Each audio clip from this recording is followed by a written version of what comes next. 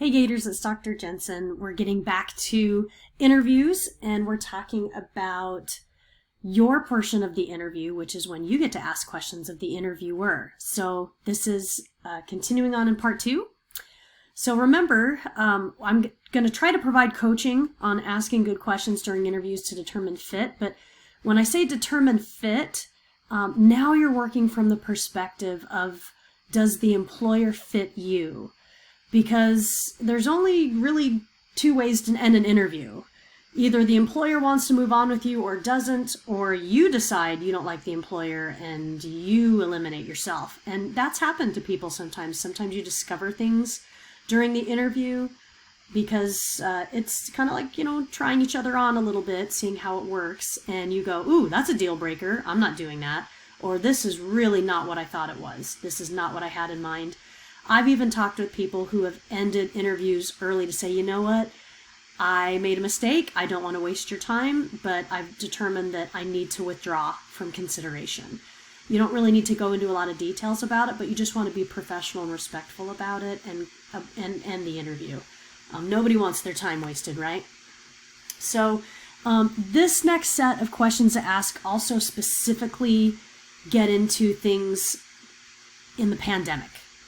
Okay, because a lot of people are going to be entering a remote workforce or a workforce that will maybe be working partly remote or in, more separated circumstances. Okay, so I wanted to customize this lecture to keep that consideration in mind.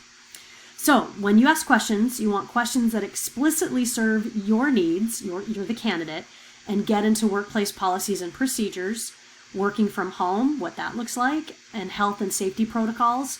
These can be very helpful to obtain needed information about your decision because you have your own guidelines and your own comfort levels about working from home or working remotely or doing more of a hybrid schedule, and what risks you're willing to assume should you have to go in environments that are more crowded. So other reasonable questions include queries about the stability of the organization, the work environment itself, and questions that reinforce your strengths as a candidate. So let's get into more details here. So 4 questions to ask an employer. I kind of group these in categories. So first, you can ask your question, what is your institution or department's or organization's top priority right now? Now, you could just say, what's your top priority? And they might kind of look years down the road or rehash the past. You do want to say right now at the end of that question. So get to the challenges or opportunities by emphasizing right now when asking the question. Be specific and follow up.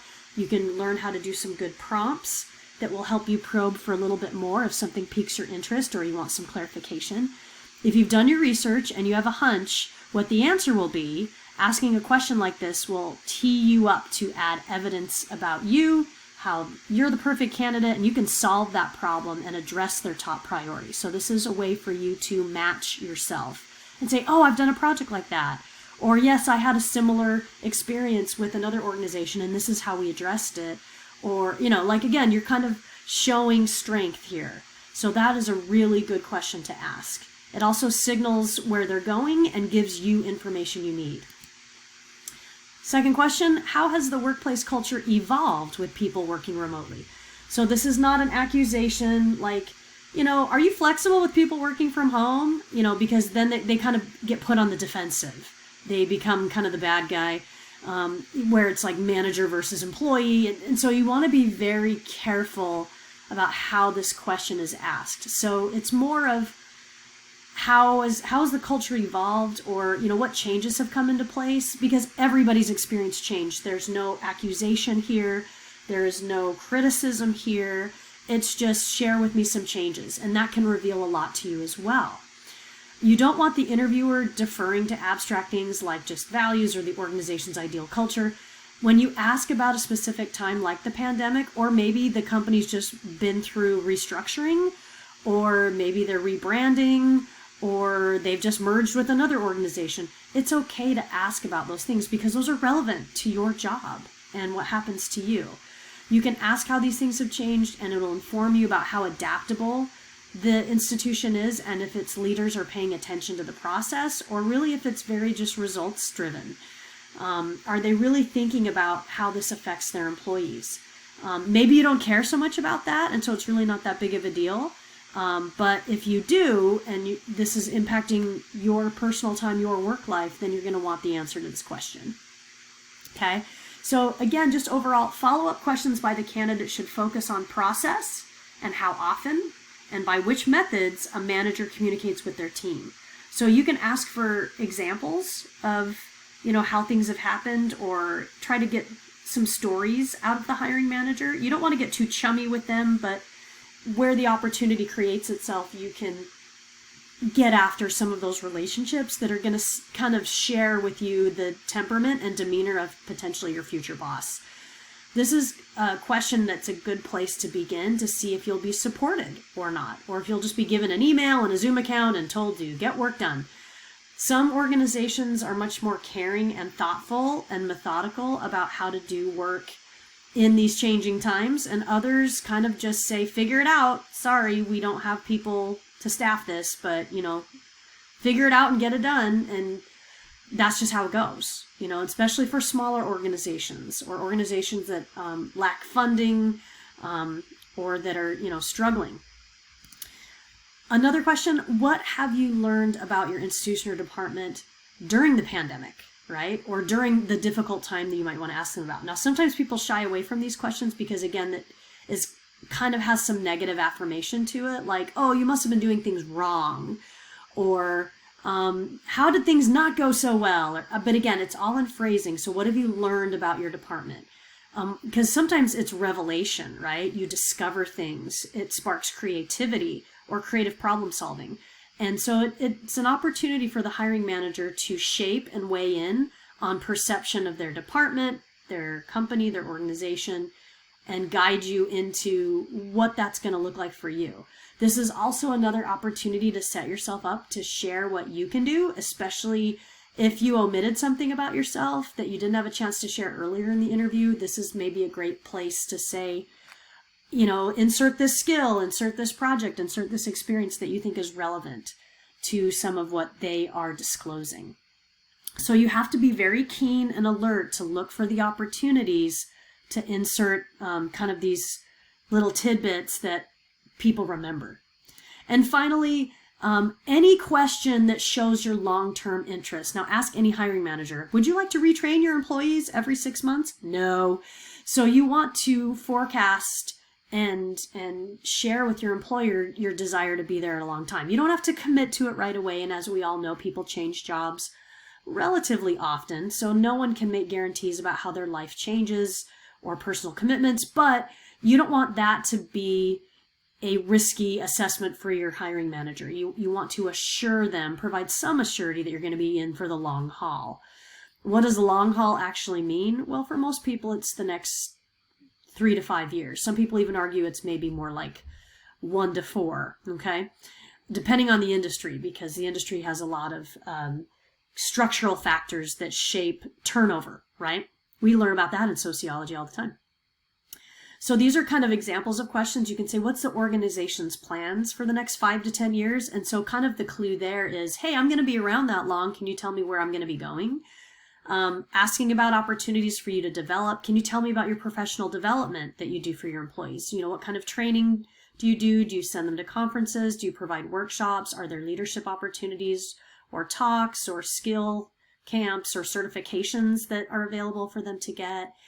Ask about developing a project that takes years to complete. Again, it's all about signaling, I'm going to be around for a while. And there are different ways to do that. The right mix of questions that address right now, what's changed and what's next, will really go a long way during a job interview and have a lasting effect. So again, just more food for thought. Now, at the risk of running a little long on this part, I'm going to go ahead and jump into second interviews, because a lot of students ask to go over this because they've had a lot of first interviews, but not a lot of second interviews. So they lack some experience doing this, or it's been a while since they've had second interviews. So again, think about a first interview as essentially a phone screening and just kind of a quick meet and greet to get to know you and maybe verify some information on your resume and make a quick decision to lock in an in-person interview or a video conference interview. Okay. And that next interview you're scheduled for is really considered the second interview. So you're basically a formal candidate. You're further along in the process. It may involve third and fourth interviews after this, but often the second interviews is the final set of interviews that most people will experience before they get to the point of an offer. And so this is where they really don't want to screw up, right? Because they could jeopardize getting the offer. Remember, the whole point of the resume is to get the interview. The whole point of the interview is to get the offer. So you just work one step at a time and stay focused. Okay, these are some keywords that you want to think about during second interview. Okay, so first, differentiation. Share unique but relevant information about yourself that's not shared previously. You want your potential employer to see you as a multifaceted person with a range of interests and talents. Articulate your passion for the position while delivering new information. So please do not use a second interview to rehash your resume. You need to have confidence that your resume has been widely shared and is understood. Okay? You also shouldn't rehash information from the first interview. That interview is done. So now is the time for new territory. So this is where you need to kind of give them new reasons to hire you, especially things that maybe aren't as obvious on your resume, or, your own performance or behavior or stories or personality. That's the kind of a thing that's happening in an interview. It's your soft skills, right? How do you respond to pressure? How do you relate to other people? How good of a listener are you? How do you articulate yourself? Do you have consideration? Do you kind of think before you answer? Do you ramble? Do you have kind of funny little hiccups or awkward mannerisms? Do you smell funny? I mean, all kinds of things like this come up, especially in in-person interviews. Obviously, you can back away from the smell if you're doing a virtual interview, but this is all new information about your professionalism, your appearance, how you share yourself with others. And this is kind of new territory for the employer. So keep that in mind. Second, you have readiness. So during the second interview, you want to focus on how ready you are for the new challenge, for the new job. So try to appear confident, discuss how you translate your experiences to demonstrate that you are prepared for new responsibilities, or how your previous responsibilities really make you well equipped to move right into new responsibilities or existing ones, hitting the ground running. You don't need to train me very much. This is a job I've done. I'm good to go. Share reflections of your past supervisors and peers, something my boss has complimented me on is my ability to do this or deliver that. My peers think of me as a team leader and believe this. So again, do what comes natural to you. Some people go, that doesn't even seem like my personality to say, well, my boss gave me a compliment or my peers think of me this way. Some people, that's kind of out of bounds for them because it looks cocky. Okay. It looks a little boastful and kind of name droppy and weird. So again, there has to be a way that you can share this information that fits your personality. You can, and if you don't want to get into peers or bosses, you can say, well, my past employer, you can keep it kind of vague and general, or say a recent project I completed or a deadline I met or an innovative way to solve a problem that I was presented was this, or this is how I resolved this conflict, or what have you. So there is a way to kind of speak more objectively if dropping past compliments feels awkward to you. But again, that is a way to share your successes from the points of view of other people, not just how great you think you are, but how it's been reinforced by others. So don't think of it as cocky. Think of it as, again, providing feedback from others that isn't readily available. Actualize. Okay, so this is where you have to kind of fill the gap. You need to help your potential employer envision you in this role and support this vision with specific examples of tasks. Perhaps ones discussed by the employer in the first interview that use your transferable skills. This is hard to do when you're changing industries, when you're trying to get into a new area that you've never worked in before. This would be the hardest thing to try to accomplish in a second interview, but that's why we talk about transferable skills. Okay, so clearly, if you're entering a new arena and trying to get into an industry or a career that's totally new for you, then this is that part of the research you need to do about yourself and your career. What are things that would be beneficial to you in this position? transferable skills. Maybe it's communication, maybe it's deadlines, maybe it's detail orientation, maybe it's working in a fast-paced environment, maybe it's having to meet a lot of different people, maybe it's presentation, maybe it's articulation, or any number of things. And again, this is where the Do What You Are book comes in handy, because you can draw a lot of those adjectives out of your personality profile, because chances are they've surfaced in your jobs and are things that you can speak to. So again, actualizing is filling that gap, helping that employer envision you, because it's when they're left to do that on their own, it's a little bit harder. But if you help them see that by giving them those examples, that really kind of seals the deal. Fit. The second interview is mostly about assessing fit both ways. You are there to see how you like them. They are there to see how they like you. So it has to go two directions. Often soft questions are asked about your hobbies and interests, your ability to emotionally connect with colleagues, the culture you desire, just to kind of get you warmed up and essentially just have some interpersonal connection, right? So, and it's a way to kind of dispel some nerves. Let's face it, interviews are formal and strict and rigid and nerve-wracking for most people.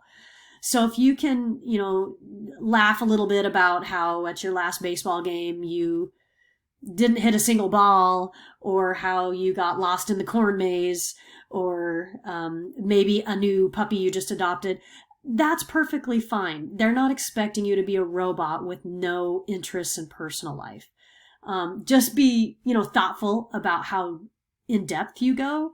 You don't want to talk about maybe things that are too personal, or that maybe inadvertently disclose things that you want to maybe keep more private. Things about your family, things that are medical, things that illustrate identities about you, whether it's your race, class, or gender, or religion. You don't want to hide, but at the same time, you want to try to keep things that are private and personal, keep them private and personal. There's always room to get to know people in the future and understand that this person is a churchgoer, this person isn't, this person is sportsy, this person isn't, this person is a parent, this person isn't, this person is a widow, right? We're going to get into those kinds of details later, but let's not make it the topic of your interview, because it's not necessarily appropriate and it can lead to lawsuits for bias and discrimination. So again, just make sure you're being cautious and careful about your disclosures. Not to the point where you're feeling cold, but just that you're being respectful, you're connecting. It feels a little surface level, a little superficial, and that's pretty normal. You can connect to people in ways that you don't drop a lot of details about your life. So this is, again, something you might have to practice. Finally, the last one we're going to talk about is transition. Employers will want to know if you can manage the transition and thrive, not just in the new role, but in a new location. So obviously a lot is changing in your life. You're commuting to a new place. Your whole morning routine or afternoon or evening routine is going to change based on your shift. You have to accept all these dumb little changes, like where the restroom is and when you wake up in the morning and how you do your breakfast and when you're off, when you're working. Your whole circle of friends is going to change. You have new coworkers. There's all kinds of habits and routines that will be different. Everybody goes through that. Some people handle it better than others. So you want to make sure, again, in a second interview, you demonstrate the following: flexibility, adaptability, independence, and a history of managing varying transitions in the past. It's okay to be human and say, yeah, that was hard. Or I remember when I used to work in this location, it was so far away, so I was spending a lot of time in the car. You don't want to just sit and complain about how hard the change was. You want to say, it actually gave me a lot of time to think about my day and jot down some thoughts of some things that might help me the next day, or decompress from, a hard day's work. So you can use some of the things that maybe were not as pleasant about the change to, again, show abilities, show characteristics, show your personality, show fit. And we'll wrap up this lecture and finally conclude with panel interviews. They're a little bit of a different animal, and I have some tips for you on those. So we'll see you next lecture.